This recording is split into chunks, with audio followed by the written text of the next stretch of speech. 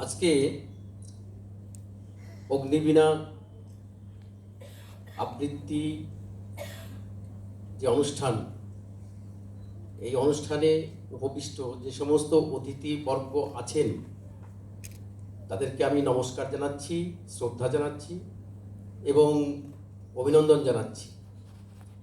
যিনি এখানে সভাপতি হিসাবে বসে আছেন তিনি এক সময়ের আমার প্রাক্তন কলিগ এবং সেই স্কুলের সহকারী প্রধান শিক্ষক ছিলেন।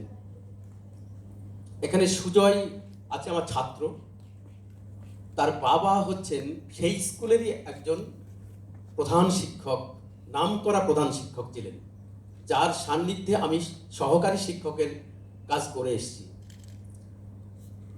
এখানে বাম দিকে বসে আছেন আমার স্কুলের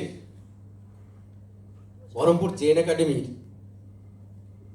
জীবন বিজ্ঞানের প্রখ্যাত শিক্ষক, কিন্তু তিনি অবসর গ্রহণের আগেই তিনি অবসর নিয়েছিলেন এবং তিনি সূর্য সেনা একটা সংস্থার সঙ্গে জড়িত আছেন।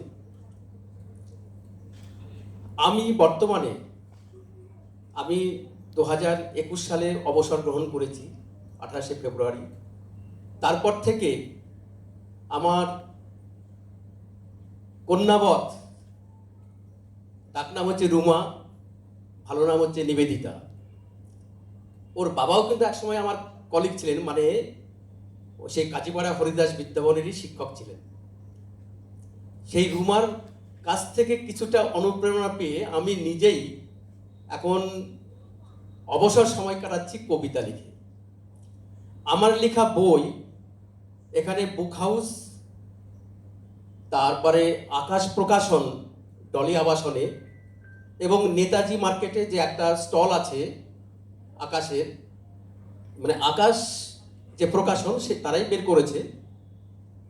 একটার নাম হচ্ছে আত্মকথা, বইটার নাম, কবিতার বই।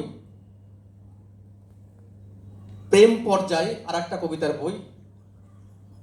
ঋতু পর্যায় ও প্রকৃতি, এটাও আর একটা কবিতার বই। রিসেন্ট একটা গানের বই বেরিয়েছে যেখানে 84খানা গান আছে, তার নাম হচ্ছে গীতমালা। আরও লেখার মধ্যে আছে এইসব বইগুলো। এছাড়া গদ্য জীবন চয়ন 1, জীবন চয়ন 2 এসবগুলো বেরিয়েছে।